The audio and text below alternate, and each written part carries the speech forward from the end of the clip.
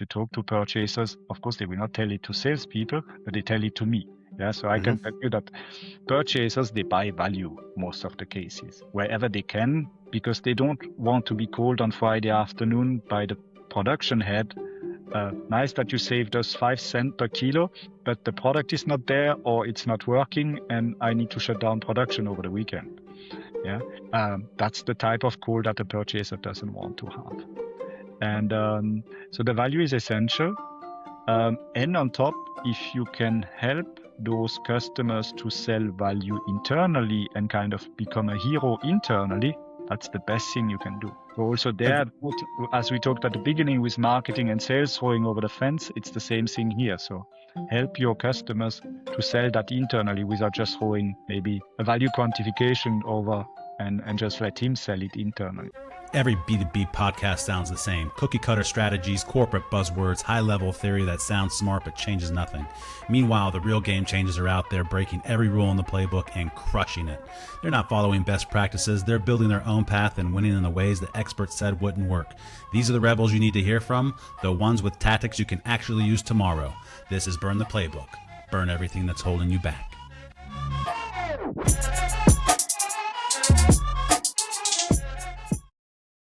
Welcome in. I'm Mark Crosby. This is Burn the Playbook. Today's guest is Dr. Steve Laborda, founder and CEO of Value Biz Booster. He spent nearly 2 decades in the chemical industry, moving from R&D into sales, marketing, and commercial excellence, and now he helps B2B teams sell on value and defend price with confidence. He's also the author of Master the Art of Value-Based Selling. Welcome, Steve. Hi, Mark. Happy to be here. Glad you could join the show. This is going to be a great conversation. We haven't really talked about pricing in detail, but I know that a lot of what we'll unpack is not necessarily related to pricing, but everything else that supports pricing, from sales all the way back to a product. And, you have a PhD, you came from the chemistry background, worked for a lot of different chemical companies. So I'm curious, at least to kick this off, how do you think that your technical background has helped you on the commercial side of your business? I think that has kind of gone through all my career, kind of avoiding that loss in translation. Because often, I understand the technical features, but that helped me also to move away from those technical features and helping others to understand. And I think that's why also I have such strong focus on value selling, because it's about it. It's really about translating features that everyone understands what is behind it. And I think that helped me, in a sense, in many places. Yeah, I agree. It certainly helps to have a technical background, at least to know the products, know the features, know the benefits. But at the end of the day, if you're actually going to create value, you have to at least not be anchored to your product portfolio in order to sell. And as far as selling in large, complex enterprise organizations, there's a lot of data-driven insights from marketing and from product, where we have pricing dashboards and approval processes and complexity, to where sometimes the salespeople just become price messengers. So as far as selling value, how do you at least equip the sales reps, business development reps, sales managers, and commercial teams so they're not just replaceable, and actually empower them to sell value? I think the first thing is to break the silos, as you just described it. So often I see organizations who try to do value selling, and indeed, marketing prepares a value proposition, a leaflet or a brochure still in the old days, but still nowadays, some of them do that. And they put a post-it on it and they write good luck sales and they throw it over the fence. And that, of course, doesn't work, because there again, there's this loss in translation. Yeah, because marketing has a certain level of conversation. We talk about markets and so forth. And on the other side, sales is typically very pragmatic, down to earth. And so sales trying to transfer what marketing says doesn't typically work. And also they don't recognize it often. I have heard so many times in workshops where I bring marketing and sales and application people together. And they say, yeah, but my customer doesn't care about that. It's nice that you talk about it and you are proud of it, but my customer doesn't care. And I think that disconnect of, what marketing believes the market needs and what sales know or sometimes also believe. So that's the next part of it. So is the big assumption part. Yeah. So I think that curiosity and asking question is essential as well from that perspective. And then, of course, looping it back to marketing and application so that everybody is on the same page.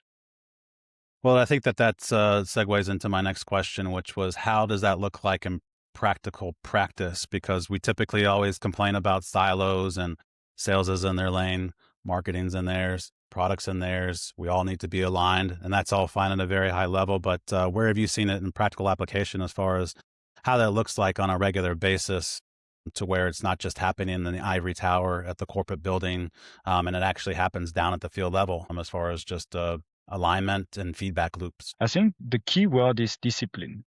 I think so. So you need to have that discipline, that conscious decision to have that routine, to have those checkpoints where you can meet together. Of course, I mean, since COVID, since the remote part has been becoming much stronger and easier, that ivory tower doesn't exist really, honestly, anymore. Even still in the habits, it's there, but actually everybody can join. You can use a whiteboard like Miro or the Microsoft Office whiteboards, and you can brainstorm, share information, discuss value propositions, do your value mapping, and so forth. And actually, the value mapping exercise is actually where you see the biggest alignment happening. Mm-hmm. Because that's where you translate those features into really the value. And that's where you get really those tensions in conversations where marketing says, yeah, these features bring this value, and sales says, no, it's this one that is important and everything. And having that conversation, that's that friction, which some people try to avoid. Actually, that's where the magic happens, actually. Yeah, I agree. And, I guess even to take that one step further is that even sometimes when you get those commercial and marketing and maybe product leaders in a room and you're on a Miro board and you're brainstorming or you're putting post-its up in a room, sometimes that innovation stops right there as everyone exits that room and they say, okay, we're all aligned and that's great. And then we forget about what we all just talked about. And we have a list of things in the parking lot, action items. And then that's kind of where it seems to fall apart. And that's just been my experience over, 20 years of some of these environments. But have you seen the same thing? And if so, how do you fix that? Yeah, I have seen it as well. Yeah, so definitely you are not alone. Understandable somehow, because of course everybody has so many balls in the air, and trying to get everything happening. So it's normal. And that's why you need that discipline and structure around it. Yeah, so you need ownership. So one needs to have that baton in the hand and say, I'm taking it. I'm inviting you every third week to do that exercise and to do and also, I mean, one aspect that is important for you as well is that coaching element, or I call it sales activation because many people don't like to be coached, but is that sales activation. So trying to get them on the daily job supported, because that's the other part that is complicated. And of course, I would say, if you're not able to do it internally, they can call us. Yeah, so we are here to help. We can take that role of PMO or sales activation. And I do that for customers where I facilitate that because they don't have simply the resources. Yeah. And I think the resources are typically bogged down with their day-to-day activities. And so in some cases, it makes sense to hire somebody externally in order to support teams in that regard. I like how you have the phrase sales activation instead of sales coaching. Why do you call it activation instead of coaching? I call it activation because I said people don't like to be coached. Some of them feel like they are going to sit on a couch and they are going to get therapy, which is not the thing, right? It's not about that. It's about taking the things they have already in them and just amplify it in a positive way and help them to structure thoughts to moving more efficiently and faster and more effectively. But that coaching has for many that negative kind of taste. Yeah. So I don't need to be coached. I don't have any issues in my marriage, so I don't need to get coached, kind of. I don't need therapy. So that's why I moved away from that word and call it activation, because it is activation at the end. Yeah, it makes sense. It's a good word though. But I think as you and I have probably seen, and even in sports, you see some of the highest level performers have, the best coaches behind them. And so that's probably what you don't see, though, in most cases. You see people holding up the trophies and the championships, but they don't see all the hard work that went into that, the coaches and the support teams that they had behind them in order to get there. But I'll leave it at that, but there is value, at least in sales activation or coaching, depending on, I guess, which word you prefer. So as far as pricing specifically, typically there's a difficult balance as far as just margins versus volumes, customized products versus scaling, go-to-market speed versus discipline. Do you discuss this at least in your sales activation workshops and coaching? Sorry to say coaching again, but how do you get a team? How do you get a team to develop a balance between all those difficult things within a business? Typically, the first question I ask is, What do they want to achieve? So what's the strategy? And then, of course, typically I get one answer, very bold, profitable growth. Yeah. So then I start to explain that you can't get profit and growth at the same time, typically, at least not on the same product. Yeah. So that means we break it down to what's your strategy, what portfolio should be growing, what portfolio do you need to defend, what portfolio is under profit pressure. So that are the things that I go back to the strategy and really trying to understand what it are they aiming for and to focus where they need to do what. Because typically what I see is that many organizations then try to apply one size fits all, and then they realize, oh, but it's not working there, it's not working there.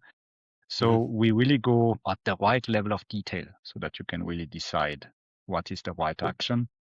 Because I think that's often the challenge, because marketing tells sales, yeah, increase the prices, and then sales sees already that big mountain of customers, and they remember the negotiation they had, how tough they were, and see how they are going to lose that customer in 5 minutes with a relationship of 20 years. Yeah, so that's the other part.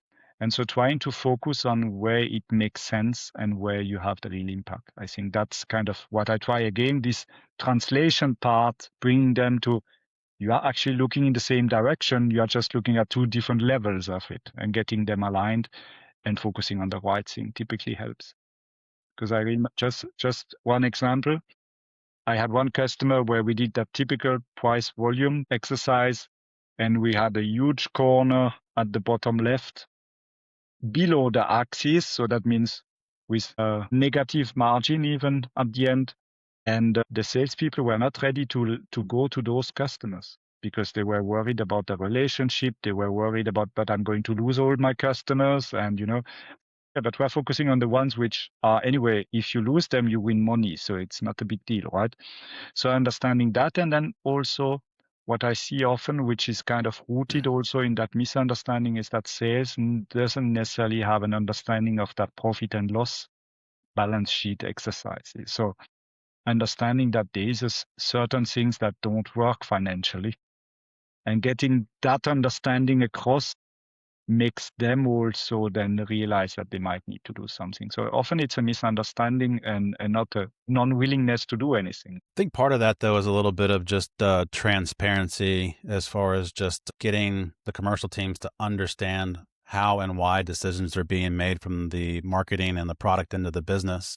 So it could just be margin, how that's calculated, and having that translated into the salespeople as far as why a price is the price, why they should be selling at that price, where it comes from, why we need to defend it, at least having that understanding of when they're out there in the field and directly negotiating with procurement or whoever they might be in front of, kind of, I guess, their flexibility around pricing or what they should be defending, and maybe what some of the other, options B and C and D are in their tool bag before they even enter the room. I don't know if most businesses are set up that way, where they're equipping each individual salesperson to have those conversations, and more importantly, having those competent conversations, because at least for me and my history of selling and leading sales, I've also tried to at least have contingency plans as to when things might go sideways in a meeting.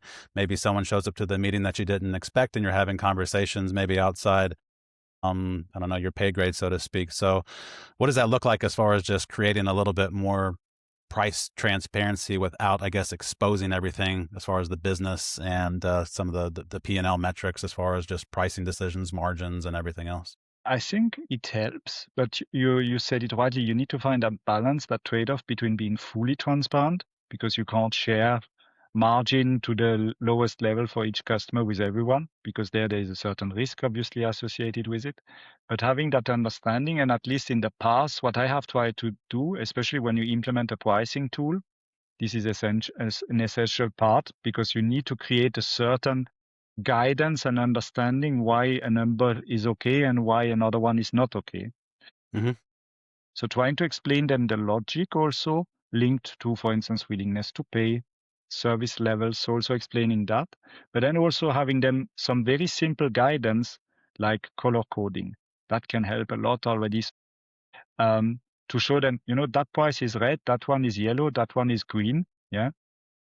And then, of course, if you can even link it to their incentives, because salespeople typically are competitive and interested in their sales bonus, to bring their family on the Hawaii trip then next year. That helps. So there are a few little things you can do without giving them the full transparency, but also having that acumen understanding of P&L is important, because I often heard also, but 40% margin is okay. So they don't, and then you start to show them, but that's here. And then you need to take away your salary and the cost and this and that.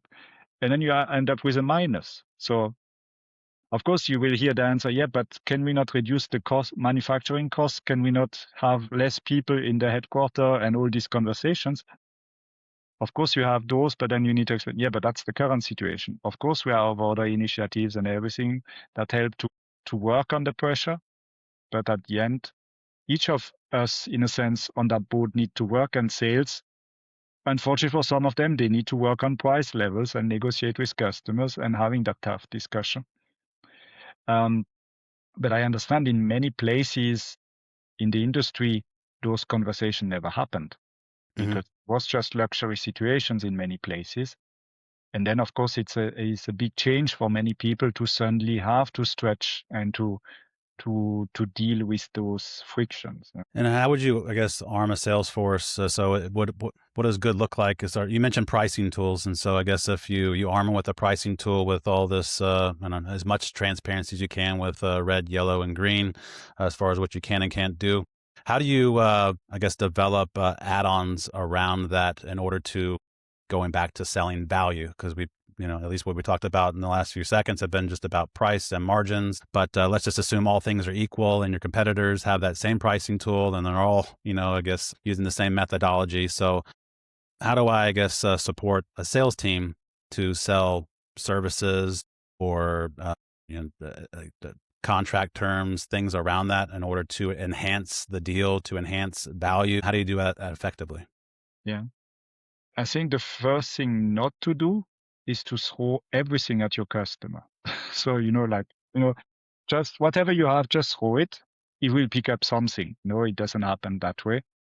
Sometimes you're lucky, then he does it. Oh, yeah, that's interesting. Let's work on it. But otherwise, so you need to understand your customer. So it goes back still to curiosity, to ask questions, to understand your customer, and not to believe you know what your customer needs, because that's a pitfall that I see far too often still in sales organization, because, I have been visiting him for 20 years. So, and it's not because you know his wedding anniversary and the name of the kids and his birthday that you know him or her. So I think it's still every time being curious, asking questions, and also listen to understand, not to answer. Yeah, so the typical basics are still in many places not done. And of course, on top of, if you then increase the pressure on the sales side, manage those things with stress level, which is then, because you fall back in the typical old behaviors in worst case. And so you just try to pitch.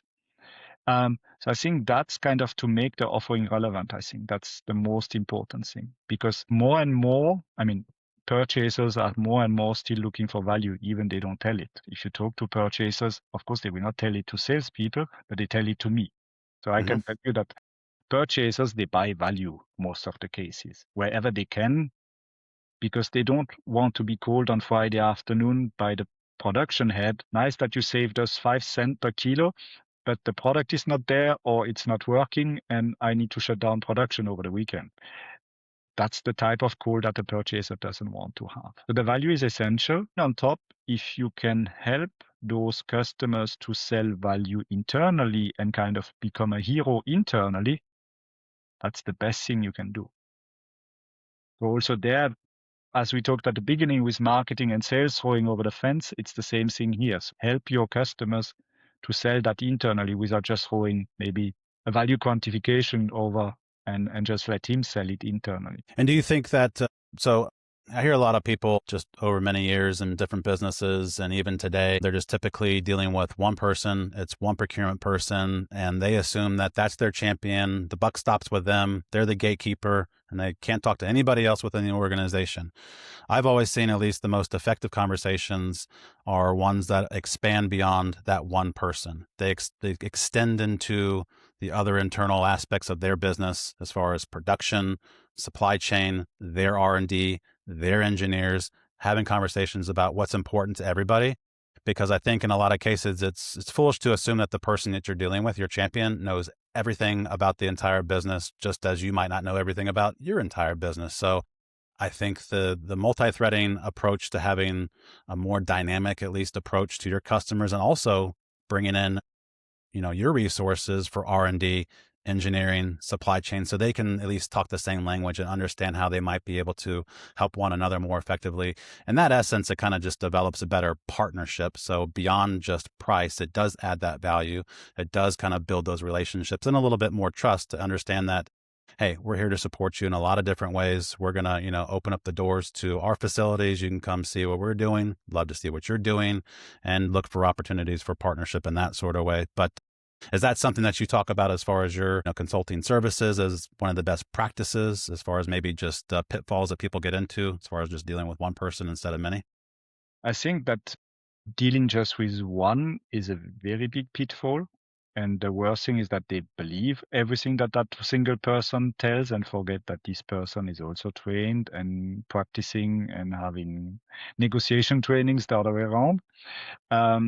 And yeah, so I try also to explain that the customer is not just a purchasing person. The customer is a buying unit, right? A buying center. And I think the last statistics I think Gartner published a few years ago was like it's going from 6 to 8 decision maker or influencers in a buying center. Mhm. And so if you think those who stick still to one person, they're missing up to 7 people. And that's kind of a lot of people, right? It's like 85% or something like that. So from that perspective, it's quite a big gap. Though I would differentiate still on how much, because how you described it, I would definitely do that for a key account. Mhm. But you can't do that for a basic B customer if we talk about segmentation, right? You wouldn't do that in that level, but you should at least have one or two more around the table. And then the other challenge that I see often is that the salespeople have several hats.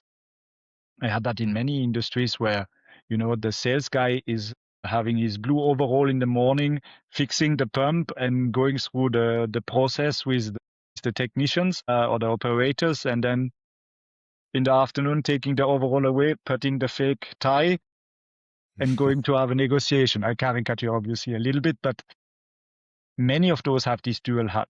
And this I have seen that not too many people are really able to dissociate both roles, especially if you had, for instance, technical challenges in the morning because something is not working, and then still selling at the higher price is kind of a big confidence leap that you need to have, right? And confidence is essentially negotiations. And so that is something that I have seen that for the sake of, reducing cost and complexity, sales guys are kind of having a dual role. Mhm. And actually, for me, the best practice is having two people. So when you have typically that sales guy and a technical marketing person, where you kind of play, you don't need to really play good cop, bad cop, but good and better cop in a sense, yeah, so that you can play and you have that back and forth. Because with professional purchasers, I see this is a big challenge for many salespeople. And on top, knowing that many salespeople, most probably the salespeople who are going to listen to that postcard will hate me for that analogy, but you know how salespeople have been chosen, especially in the chemical industry in many cases. It's an extrovert engineer. So that's the criteria. And what happens? They got the booklets, the leaflets, the computer and the phone, and good luck and go hunting, right? Mhm. And of course, they are not prepared enough for that. And then, so that means also having kind of a partner on your side next to also having more people on the other side can be very beneficial and definitely a best practice. Agreed. I think in technical sales, especially in the chemical industry, manufacturing, it certainly helps to have somebody else kind of on your side as a duo sales team, if you will, in order to have that I don't know, field perspective, hands-on perspective, along with your perspective. I mean, every business is going to be a little bit different, but I've always looked at least selling just not as an individual role. It's more of a team sport, so to speak, to where a marketing person could be beneficial. It helps to bring, I think, marketing people into the field at times so they can talk to customers. Same thing with technical people. I've always believed, at least, that if you're customer facing or if you're in business, we're all in sales. At the end of the day, we're trying to support our customers, but it all can't be done behind a computer or in a corporate building. You have to get out there, talk to them, understand their challenges, but it can't just be one person, at least, kind of managing everything. But it helps to have that technical perspective, marketing perspective, product. But yeah, I agree with what you're saying. But then again, it depends on the size of the business. Some people are wearing multiple hats, and so that differs from case to case. And I think even as we were talking about buyer people in the decision-making process, you think you said like 6 to 7, and I think I would argue it's probably more than that. I've seen some statistics that say maybe 10, 11, 12, and I think as you get into a lot of these global markets where you're dealing with different regions, that influence could range anywhere from, Europe to China and places in between as far as where and how decisions are getting made and where things could typically break down. But I guess from a global perspective, how do you see that in best practice? I guess as far as selling value as opposed to just in your region and selling it as a company worldwide. Yeah, that's interesting. Value is, selling value means that you're selling perceived value, right? So I think that's the first thing. You're not selling what the value you see, but the perceived value. And of course, value is seen completely different in the different regions. Yeah. I would say US is kind of parsing in that value kind of mindset, right? So that is very clear for most of, let's say, of course, I always stereotype here a little bit, yeah, to keep it simple.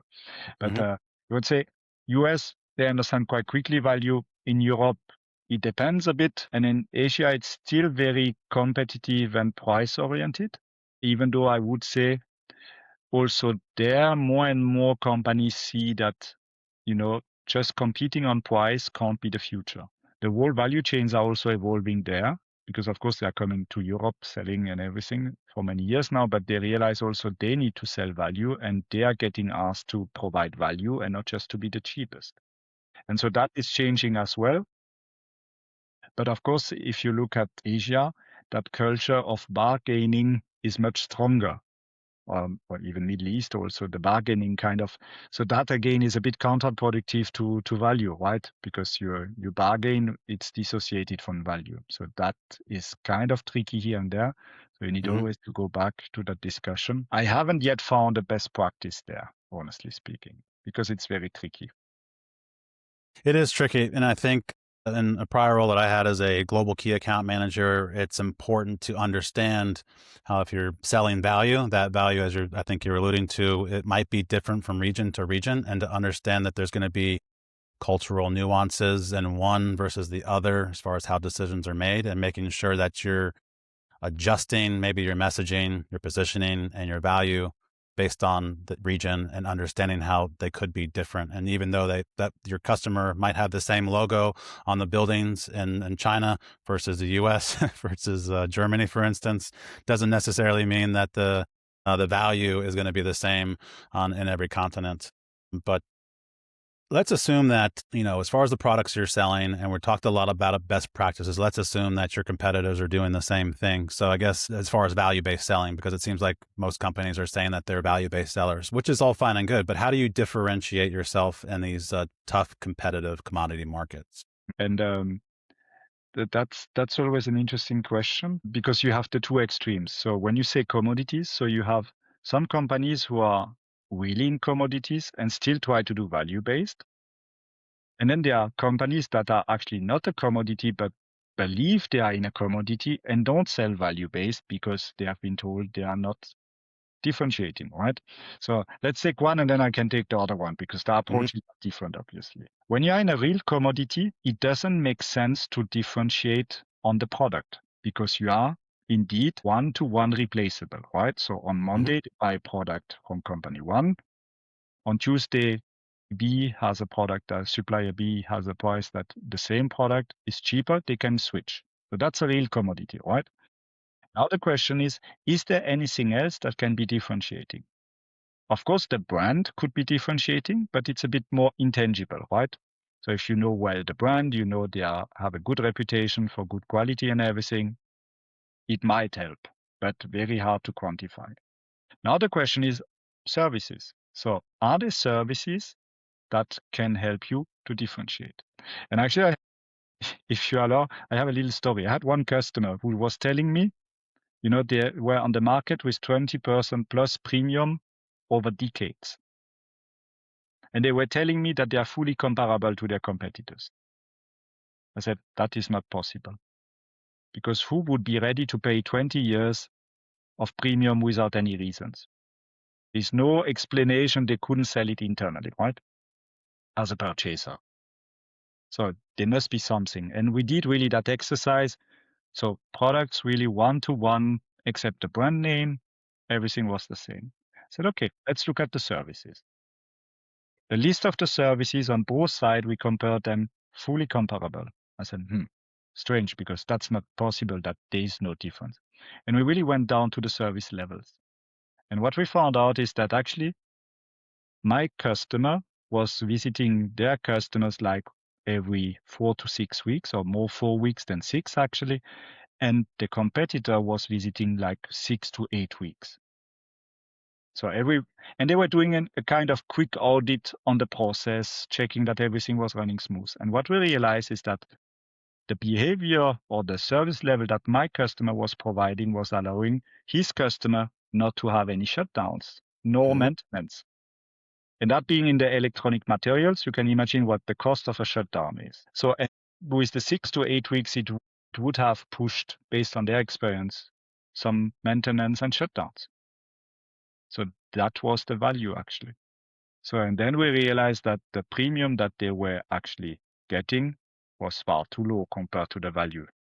Of course, after 20 years, it's hard to come then and say, oh, by the way, we did a retrospective and we identified that actually we need to increase by 100%. That's not going to fly, right? But at least you can use it as argumentations to defend your prices in tough times or to increase a little bit more than usual. Agreed. And you have to understand what that value is over time. And I think there's probably a lot of businesses and a lot of contracts that are in place, and it's kind of just set it and forget it without continuing to dig into the reasons why we still have the business or the reasons why we might lose the business in the future. And even though the salesperson is negotiating on price throughout these, terms of service and things like that, there's probably aspects of the value that they're missing, like service or e-commerce solutions or formulation support services or lab and R&D or sampling or speed to service, or just there's a lot of things that you can just go through where there might be value within the customer that they don't even realize why they value it because they never had it. If there was a lab support that was being provided, for instance, for a specific application on an ongoing basis, everyone just tends to forget about it because they have it, but you don't know what you have until it's gone. And then that's where the value is actually created, which is kind of interesting. But it's kind of the same way, I think, in B2B as it is just in maybe our own personal lives. It's like once we lose something, we realize, oh, I really actually needed that one thing, and I'll pay double to get it back because it meant so much to me because it saved, I don't know, time or hassle or headaches or whatever it might be. But how do you, I guess, create guardrails as far as like service? Because there's a lot of technical and service-based aspects to manufacturing, chemical, and industrial businesses to where you have to have people on site or you have to have people there very quickly for a plant shutdown or something like that. But how do you not, I guess, overextend your services to where people are just traveling all over the place just to support downtime and technical issues? Yeah, I mean, value selling is also kind of always linked to return on invest, right? So you need to, because if you do value selling and you don't have, as you mentioned, no control about the services that you are providing, you are losing money at the end. So the first thing, at least what I have seen in the past, is at least having clear rules already. Yeah. So because if you have a nitty-gritty customer, don't try to visit him every week and send a technician and you have all what he needs on the warehouse 2 kilometers away. It's not the right things to do. So you need always to kind of assess what is the impact on the business. So I would link it to a segmentation, first of all, a customer segmentation really, and define those rules. Yeah. Of course, in a collaborative way. So don't do it completely top down, but with businesses and agree on those. Yeah. And of course, there are exceptions here and there because there might be reasons. It looks like a small customer, but actually it's a dependence of a key account, but he's not fully named like or whatever. So those things are important. But you need to do it collaboratively because especially when sales need then to go to certain customer and tell them, oh, by the way, we are not going to do that anymore for you. It needs to be properly communicated. But I think that's kind of one way of doing it. The other one is, of course, to have for those smaller customers to turn it around and not to have it included, but having it as others. So to keep them or still give them the possibility to provide those services, but then there is a price tag behind it. And of course, it means training communication because I think that's also what I often see is you put 10 people in a room and you say, what are the services that your company is offering? And for the same service with 10 people, you get 20 answers. But I do that for my customer here that way and for this one. And then you have another one who says, oh, really? We provide that service? I didn't know. Another one says, oh, I thought we stopped it 3 years ago. And no, we are pushing it, So these services, especially in the chemical, because the focus was so strong on the product itself, that often the services are just like, freedom. It's like payment terms, right? You see everything where payment terms are just created for a customer because he wants to pay on Tuesday, the third Tuesday in the month, right? And that is kind of things that salespeople need to understand also. And that's why trainings are important. So they understand that this is part of the bargaining that you can have. So that give and take exercise, which are often they don't realize because they just see quantity and price. That's the only lever that they can use, but they forget the payment terms in many cases, the service levels. As you mentioned earlier, a customer sees only the value often of a service when you take it away. So if you're aware of which one is the most important, a sentence like, of course, we can keep the price that level, but I need to take away that service. And then you hear a big no, no, no often, and that helps kind of to have another conversation. So having that understanding, so having a service catalog clearly stated, clearly defined, linked to a segmentation, clearly communicated, having service levels, and ideally in an easy and manageable way. So not kind of in a Bible with 250 pages, but ideally online, searchable in an easy way.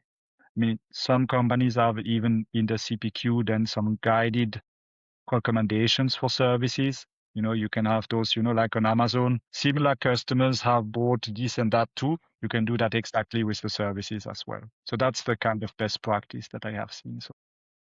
Yeah, I think segmentation is important and probably needs to be revisited more than every, I don't know, few years or so, or decade, or at least to go through that exercise to make sure that there's some sort of standardization and guide rails around what your service offerings are. I don't want to jump off the podcast episode until we talk about AI, because I think that there's probably a lot of opportunity and we could put all this into another whole episode.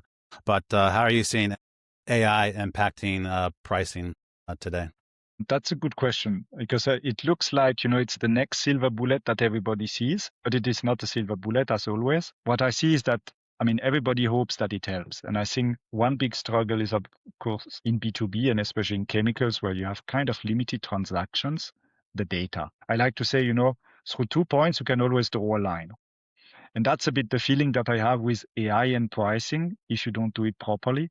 So trying just to try to draw a line over everything. So that doesn't work. And when it works, of course, I think you need to understand what you're doing because, before you had already mathematical models, you were using Excel and everything. And that worked because you understand how you build it. Yeah. Because you had to build the formulas and you knew what you are going to do. Mm-hmm. Now with AI, it's a bit kind of a black box feeling for many because you just ask AI to do and they do, but you don't know. Is it now correlation or is it really causality that you are seeing? And so all that black box effect can have a kind of negative effect because if things are not working well, it might be that it even makes it worse because you are doing things that you don't kind of understand and you can't rely on it. And on top, it's overwhelming. Yeah. So it's you get so many analyses quickly done, so much things that you can't even follow anymore. So that's the other tricky part on the pricing side. Yeah, so it can be powerful, I agree, but it needs to be in a well-thought way, well-structured way, because I have heard customers, yeah, I just put the Excel file with my transactions in ChatGPT and I ask him, yeah, what's the right price? Mm-hmm. That's not going to fly that easily, I think. So you need to put a bit more thoughts and structure into it to really be able to put that, because it is complex. And you are coming from the chemicals too, you know how the variability and the complexity is there. Even you have 10 customers that buy the same product, it doesn't mean it's the same thing, right? The Mm-hmm. application might be different, the process might be different, the value behind it, because of whatever reason, might be even different. So all that is kind of so detailed that I still struggle really to have a, let's say, a one size fits all recipe for AI in a sense on the pricing side. Do you think it can help? But it still can help because he can help you, giving you some guidance. He can help you in analytics, but in a very kind of framed aspect, I think. So don't use it kind of put everything like in a hot pot and just stir everything and then you will get a fantastic dish out of it. It doesn't necessarily work that way. Well, along those same lines, as far as putting everything in a hot pot, that's kind of like where my mind goes to, as far as just taking the quantitative data, as far as just historical pricing models and maybe even forecast, and then marrying that up with other elements of the business, as far as just customer sentiment, NPS scores, feedback, how much time are we spending at customers, service time, technical support, lab requests. So if we were to take like all this information around like our customers and segmentation and put it into this pot, does that, you think, help with value-based pricing in order to maybe get, I don't know, a better starting point? Or is that just, I don't know, maybe have a terrible output? I don't know. What do you think? I think it can help for pricing. Will it help for value pricing? I'm not yet sure. So you might be able to identify premium possibilities and things like that, but really full-fledged value where you understand for each customer what is really the value behind it. I honestly doubt at that level because you will still have that interaction needed with customers to really understand. Because at the end, even you identify the value, it might be that they don't have the problem that you have identified. Because if you tell one customer you are able to produce more, and I says, yeah, but that's not the problem at the moment. I just lost a big contract, so it's more how I get volume. So, and that is maybe not. I'm not sure that AI is that far that, except it's in the news, of course, then maybe it will capture it. But otherwise, those information, of course, you can say, okay, is it well captured in the CRM by the salesperson, or then maybe. But I suppose you can come on that without AI then as well. Yeah, maybe. And I could probably talk to you about use cases for AI around pricing and value probably for another week or so. Yeah. Since But we let don't me have give that much. one nugget about that, because there is one use case that works very well, is when you are trying to build all that things at the beginning. So trying to understand what are the needs in general, what could be the value proposition, to build a model for the quantification. So that you can do with AI. Then you still need to talk to customer to validate what are really the value drivers, which one are important, what are those numbers for them. So what you get is you don't get full wisdom, but what you get is speed if you do it properly. So instead of taking weeks and months, you can do that in a few days. So that's where I see, for at least for value selling and value pricing, the big spot.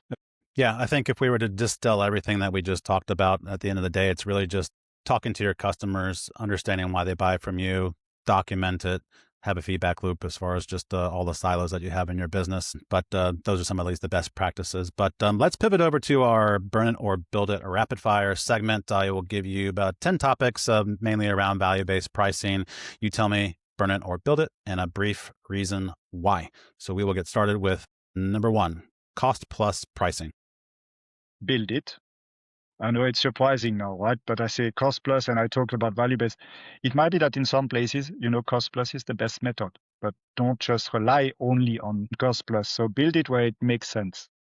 Okay. I thought you were going to burn it. So you did trick me there. Number 2, discounts as your go-to move. When should we discount? We really didn't talk about that, but discounts, burn it or build it. Yeah, that's in between. I would say based on the typical behavior, I would burn it, but I would build it if you do it as a best practice, use it wisely where it makes sense. Yeah. So don't jump in 10% steps like I have seen it at some salespeople, but wisely, like a little bargain, a compromise, give and take type of thing. It makes a lot of sense so that you don't have a loser on the other side of the table, but a winner makes definitely sense. But most cases I would burn it. Gotcha. It depends. That's probably a whole nother segment. But number 3, we can't raise prices as a typical mindset. So sometimes there's just a mindset that people say, we can't raise the prices. We'll lose the business. Burn it or build it. Okay. Burn it and fire the salespeople. Are you finding the salespeople, or are you finding the people that said you can't raise prices? That depends. It kind of goes back to our salespeople as a price messenger. I was now saying I was expecting the salesperson was saying that. Yeah. So yeah, fire the person who said we can't raise prices. Burn that one. So number 4, price increases by email only. Burn it. Yeah, I think the premise behind that is that, especially with all the volatility around some of these markets, it was expected that the salesperson has an individual conversation with every single one of their customers about the price increase and the why, and have some feedback and potential arguments. Some people I know that they just send out emails, blast, and then they kind of see who accepts it and who doesn't, and then they go from there. But you're saying burn it. Yeah, I burn it. Though I would say price increase messages or statements via email or per press release from marketing standpoint, I would build it because that is not done enough, I would say, to support sales to be able to increase prices. It depends. Number 5, talk about value with no numbers. So unquantifiable value. Build it. Sometimes you don't have another choice than that. So yes, you need to work on it. Gotcha. Number 6, competing on price when you've established differentiation. Oh, burn it, please. Well, I think that part of that is when you're dealing with procurement and you've differentiated yourself, you've added value. It's that salesperson, directly interfacing with procurement, and they're still asking for a discount. And so now we're back to the price discussion. You should still talk about value. So you should still remember that purchasing person, all the good things you did, when you saved the Friday afternoon by having an express delivery of an IBC or a few bags with a taxi, So all these things are super important. Even you are talking about discounts, it's about prices at the end. Gotcha. Number 7, free extras that become expected from your customers, throwing in services, features, and support until the free is just table stakes. You can give it for free, but state it that it is exceptional. And then you build it in the rest. Gotcha. Number 8, AI sets the price and then sales can't defend it. Burn it. Burn it. Yes, I agree. That was an easy one. Number 9, letting your loudest customers set the price. If it depends on what the loudest customer is, but I would burn it because it's not about loud. It depends what you understand on the loudest, but if it's the biggest one, it might be a compromise you need to do, but there's a reason behind it. It's the volume or the potential behind it. A lot of times we say the squeaky wheel gets the grease in the States. So I guess it depends on on a lot of other factors, but we'll burn that one for now. Number 10, in sales confidence as the pricing lever. So teaching your reps how to say the price with confidence.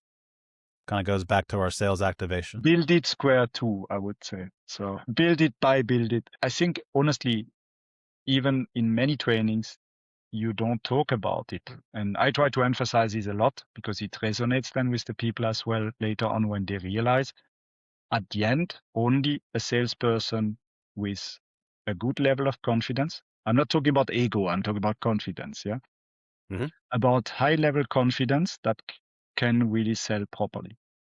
Because I have seen it, if a salesperson doesn't have confidence, sometimes I have seen even customer just coughing, and the sales guy already throwing discounts because he was not confident enough about the price level, about the value provided. And so he was thinking the customer is already making an objection with his cough, kind of, yeah? I said, hang on, he was just coughing. And that's linked to confidence at the end. Yeah, so if you build confidence in your organization, not only sales, but overall, to demonstrate value, to be able to defend the price level, yeah, they don't need to believe it, right? It's not about belief, it's about confidence. Yeah, so how to defend it, that works. Agree. Well said. It's a big part that I think a lot of organizations can implement. You get the final word today. So what is one piece of advice that you can give a sales leader that they could implement today to alleviate pricing headaches? My goodness. Oh God. I would say it's still curiosity. Be curious. So ask yourself, why do you get a price objection? Why is your customer buying? It's always the same thing. So by through that curiosity, you understand, and that gives you the arguments actually to defend or to increase prices. Agree. That's a good one to end on. Be curious. I think that would probably level up a lot of people if they just started doing that today. I appreciate you joining the podcast. Where can people find more about you and some of your work? LinkedIn, I think that's the easiest. Just go there. I post almost every day, so there's a lot of insights there. And then, as you know, I do the virtual coffee on Friday, as you're joining now and then as well. So feel free to register and to meet others, peers from the industry that have the same headaches and challenges as you, and we share thoughts and ideas and challenge each other. And I think it's a great learning curve. So that's the other way. So either LinkedIn or the virtual coffee. Love the virtual coffee, 9 a.m. on Fridays Eastern. Check it out, and appreciate you joining the show today. Thanks a lot, Mark. All right. Cheers. Bye.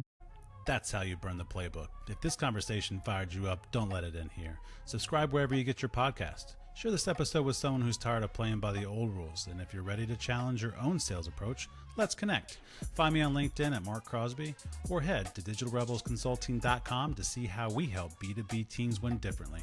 Until next week, keep burning what's not working and keep building what is.